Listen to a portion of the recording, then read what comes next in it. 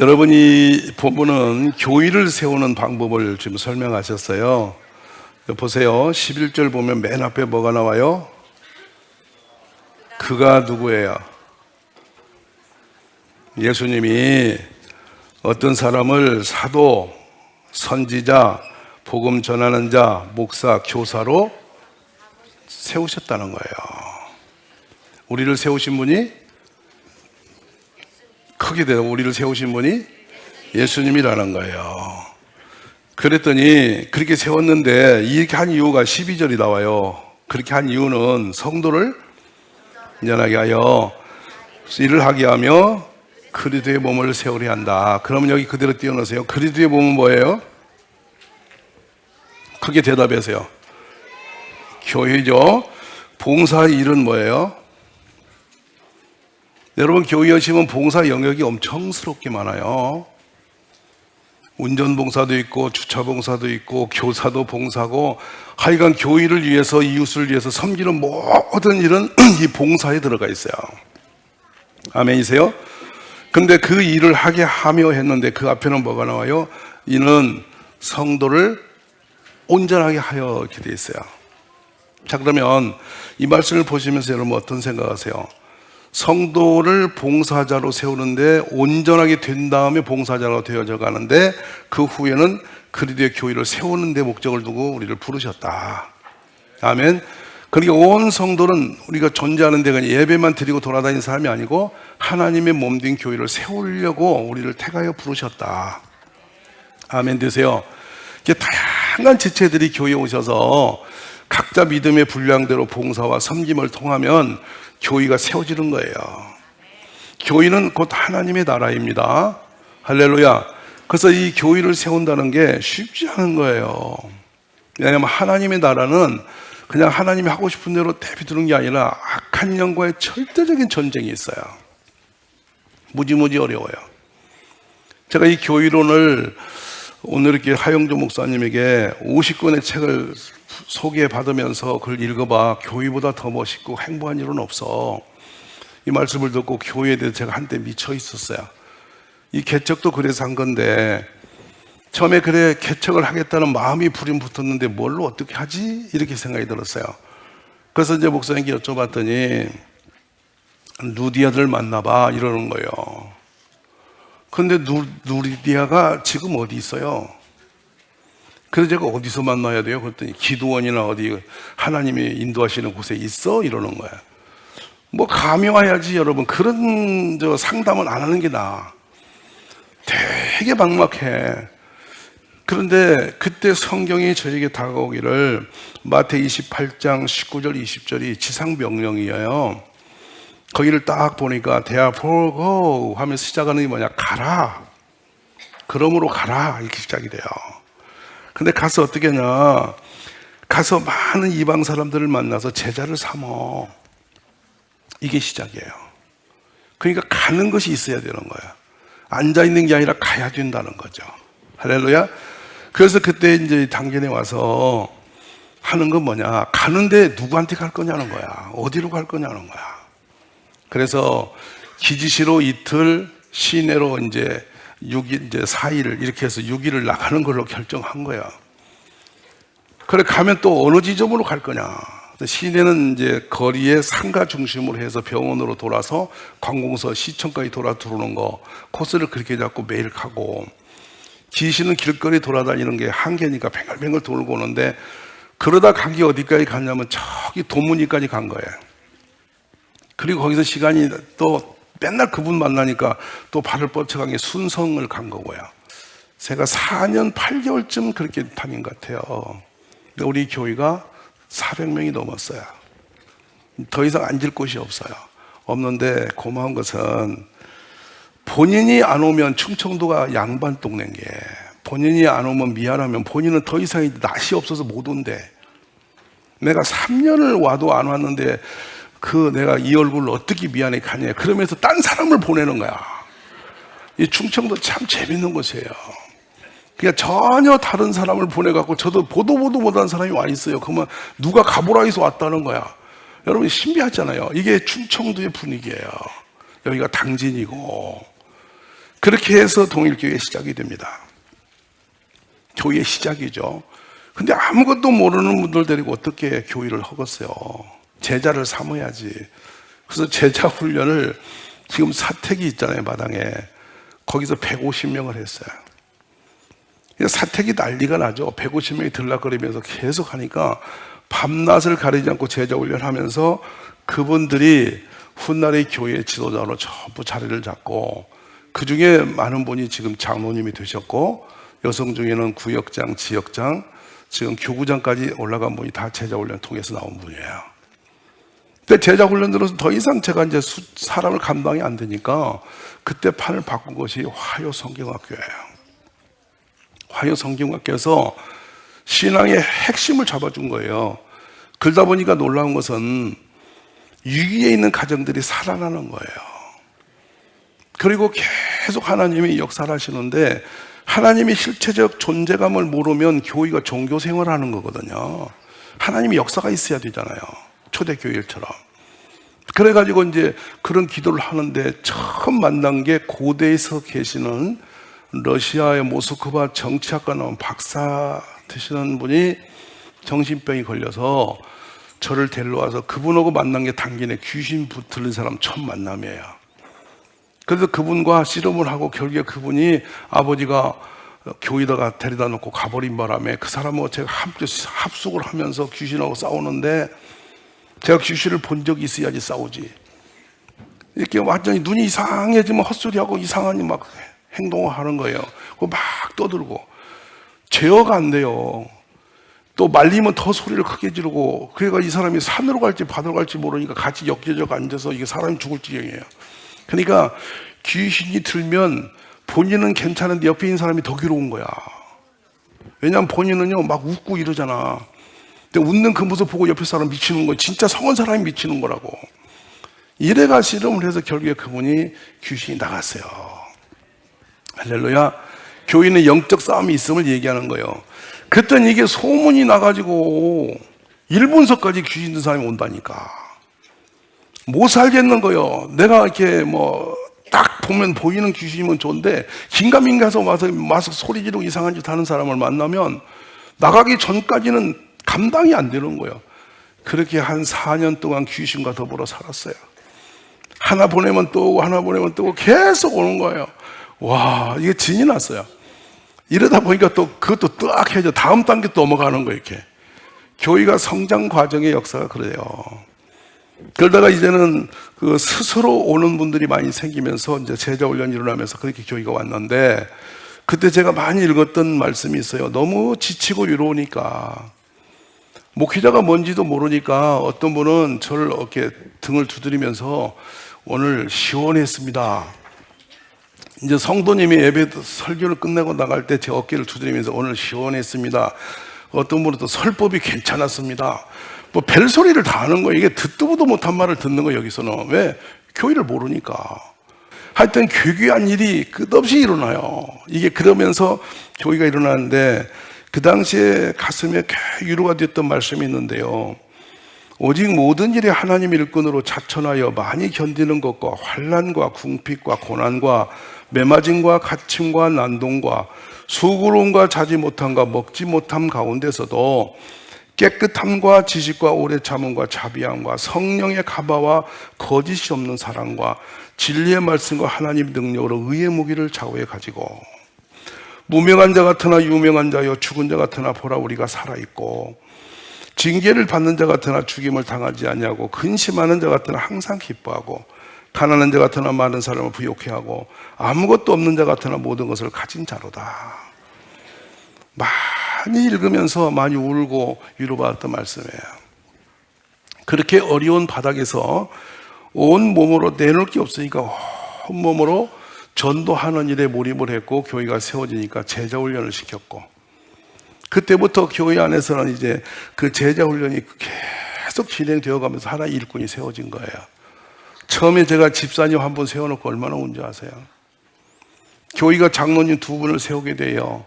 얼마나 감동인지 말로 못하죠. 개척교회에서 전도해서 세워서 장로님이 되는 거 꿈 같은 일이잖아요. 그 감동된 시간들이 흘러가는 거예요. 한참 이제 일어나는 과정이죠. 그리고 이제 딱 교회가 어느 정도 적점에 다다를 때 무슨 생각이 드냐면, 교회는 구제와 전도가 같이 굴러가야 돼요. 아멘이세요?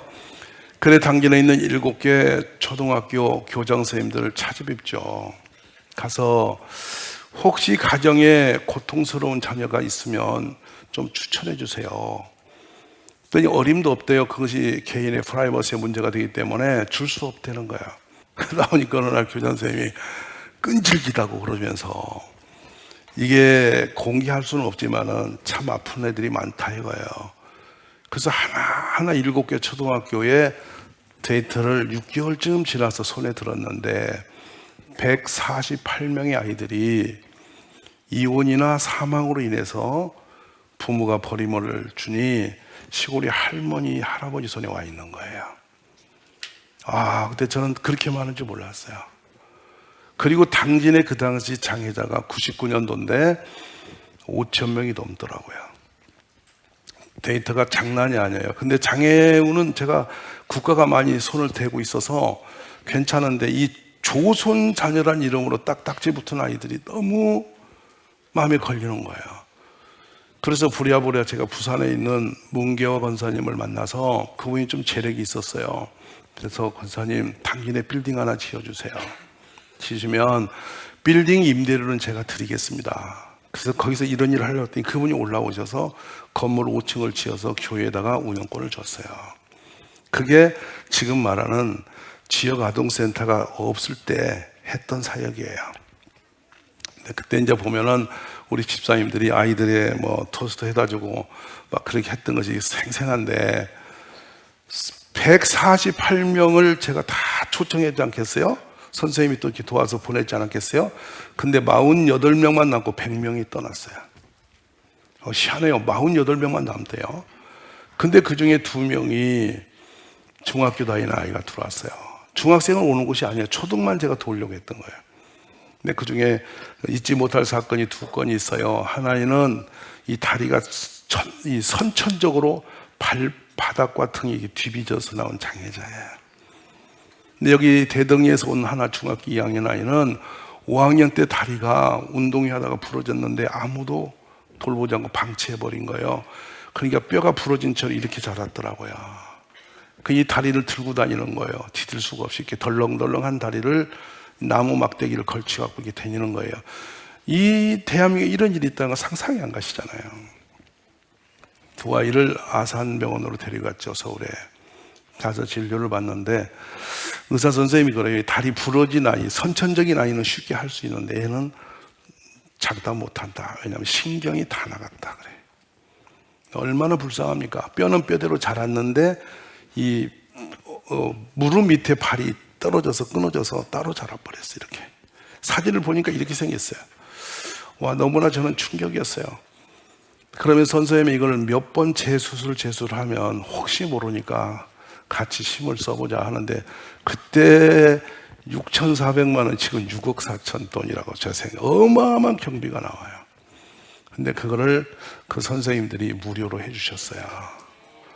그래서 우리가 기금을 모아서 한 2,700만 원 정도, 큰 돈이죠 그 당시. 그걸 모아서 그 집에 가니까 아버지는 이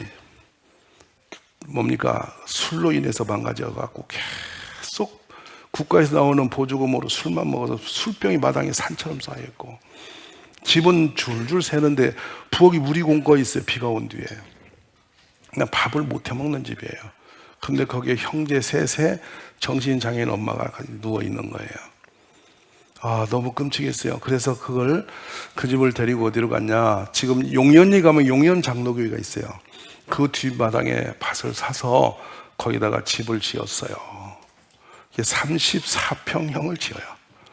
그 당진에 있는 모든 기관장에게 제가 아는 대로 다, 시장님은 컴퓨터 사세요, 소방서장님은 책상 사세요, 교장 선생님은 애들 그 침대 하나 사주세요. 이래가지고 전 숟가락까지 옷까지 양발까지 새로 다 샀어요.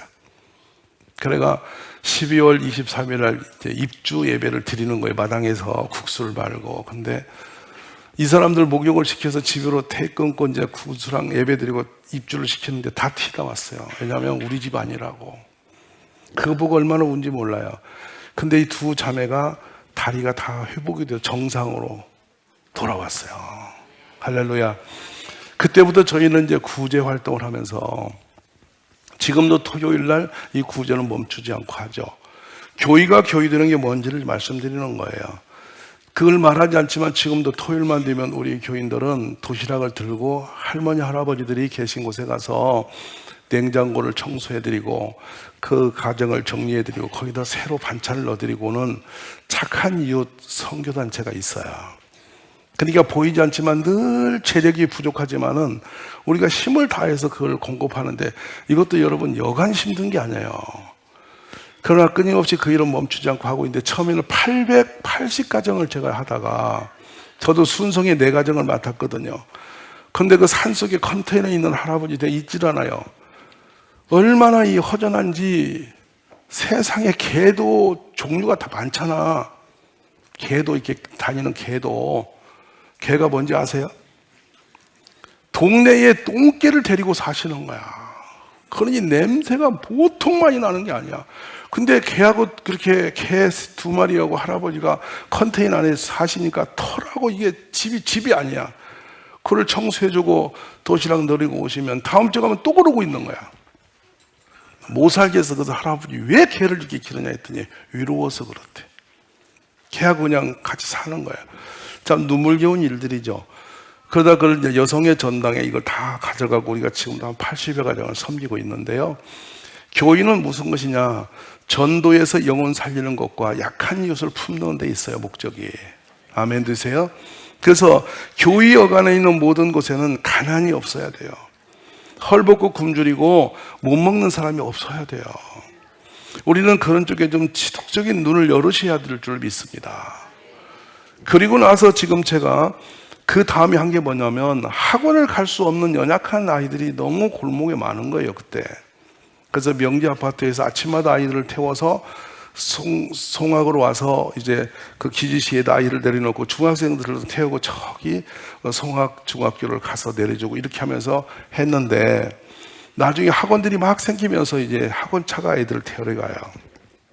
그래서 이제 그 사이에 그걸 내려놓고 학원 가지 못하는 뒷골목에 있는 아이들을 데리고 공부방을 한 거예요. 그게 세월이 흘러서 지금 비전 스쿨이 된 겁니다. 할렐루야.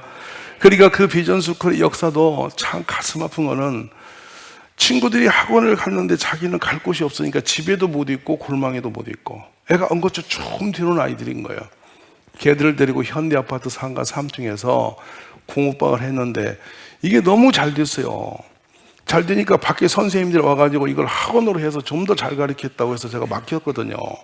그랬더니 밖에 데리고 가서 공부 학원으로 바꿔가지고 난리가 나서 폐업시키고 교회로 다시 데려와서 지금 신앙과 인격과 지식이 실력이 있는 아이를 기르겠다 한 것이 지금 비전 스쿨이 되어진 거예요. 할렐루야. 근데 이런 일들이 지금은 국가 전략으로 서서히 가잖아요. 좀 이해가 되셨습니까? 그래서 저는 25년도는 지금 준비 단계인데 요 사역이 좀 더 구체화되고 체계화돼서 교회에서 안전한 인재를 키울 수 있는, 평범한 아이가 좀 탁월하게 인재를 기를 수 있는 그런 교육 시스템을 지금 준비하고 있어요. 아멘이세요?